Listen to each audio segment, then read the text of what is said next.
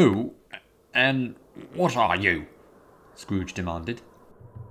I am the ghost of Christmas past. Long past? Inquired Scrooge, observant of its dwarfish stature. No, your past. Perhaps Scrooge could not have told anybody why, if anybody could have asked him, but he had a special desire to see the spirit in his cap, and begged him to be covered. What? Exclaimed the ghost. Would you so soon put out, with worldly hands, the light I give you? Is it not enough that you are one of those whose passions made this cap, and forced me through whole trains of years to wear it low upon my brow?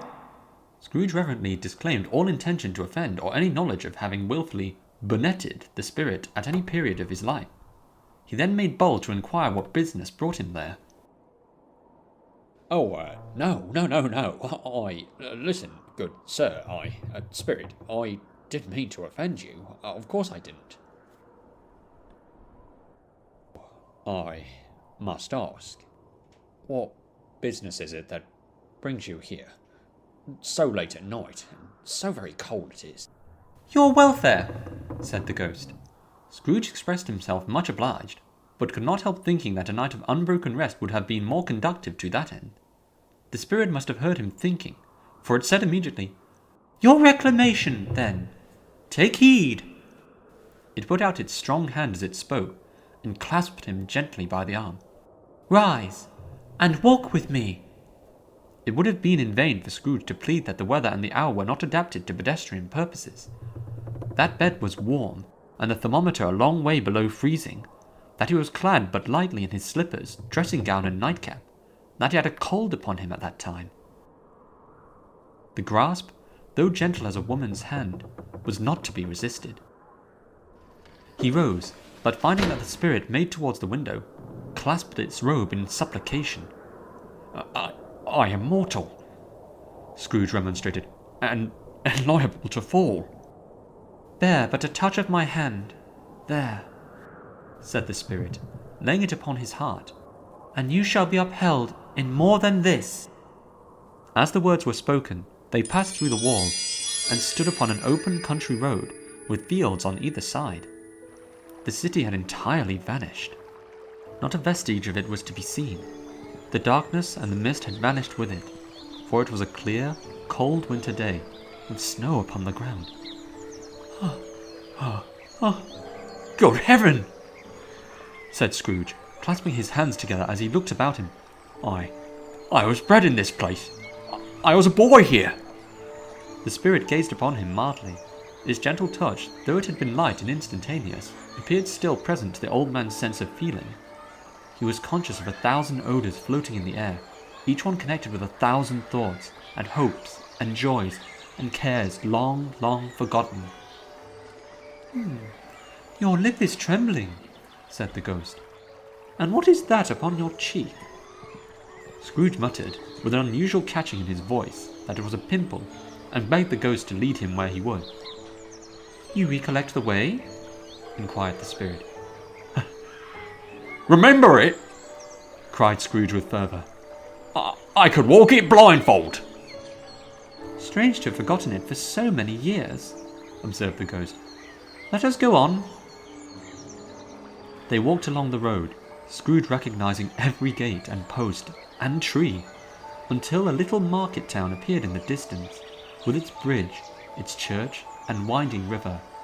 Some shaggy ponies now were seen trotting towards them with boys upon their backs, who called to other boys in country gigs and carts, driven by farmers. All these boys were in great spirits and shouted to each other until the broad fields were so full of merry music that the crisp air laughed to hear it. These are but shadows of the things that have been, said the ghost. They have no consciousness of us. The jocund travellers came on, and as they came, Scrooge knew and named them, every one. Why was he rejoiced beyond all bounds to see them? Oh my goodness, it's Harry Jenkins, and Liam Tyler, and James Jameson, and, what was his name? Charlie something or other. Charlie Dickens? Something like that. I can't remember. Why did his cold eye glisten and his heart leap up as they went past? Merry Christmas, have a great Christmas. Merry Christmas and a Happy New Year, lads. You too, have a great Christmas. See you next year, Charlie.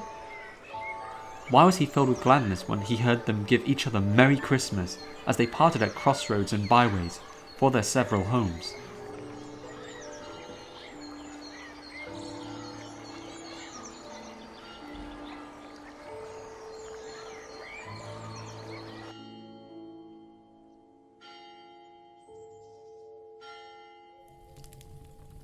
Come on in! Exclaimed the ghost. Come on in! Ho ho! And knew me better, man! Ho ho ho ho ho! Scrooge entered timidly and hung his head before the spirit. He was not the dogged Scrooge he had been, and though the spirit's eyes were clear and kind, he did not like to meet them. Ho ho ho ho! I am the ghost of Christmas present! Look upon me! Ho ho ho ho ho ho! Do take a look, won't you? Scrooge reverently did so.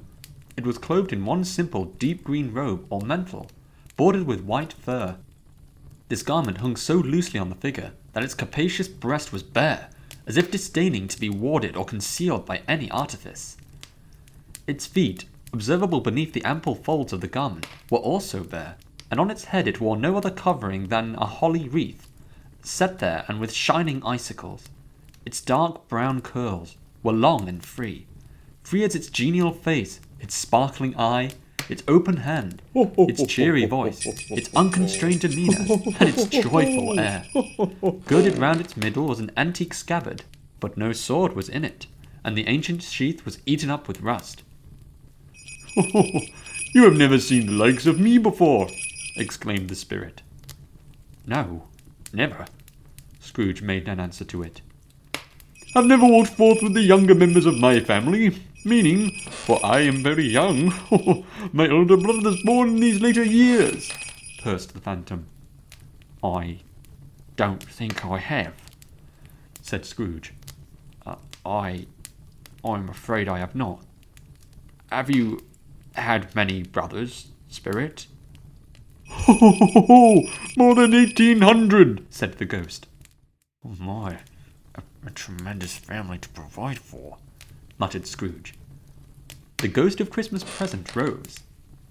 Spirit, said Scrooge submissively, conduct me where you will.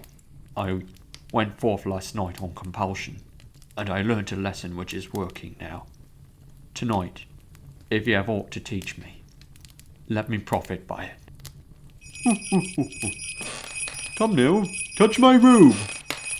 Scrooge did as he was told, and held it fast. Holly, mistletoe, red berries, ivy, turkeys, geese, game, poultry, brawn, meat, pigs, sausages, oysters, pies, puddings, fruit, and punch all vanished instantly. Ho ho ho ho ho!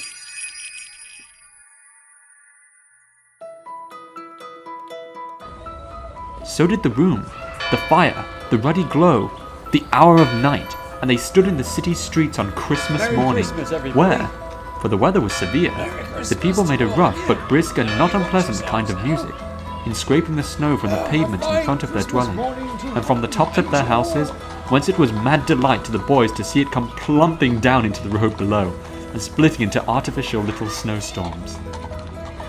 Oh, do you know what day this is? Oh, of course, sir. It's Christmas Day. A Merry Christmas to you, sir, and to your whole family. God bless you. A lot of you. Merry Christmas, Mr. Dickens.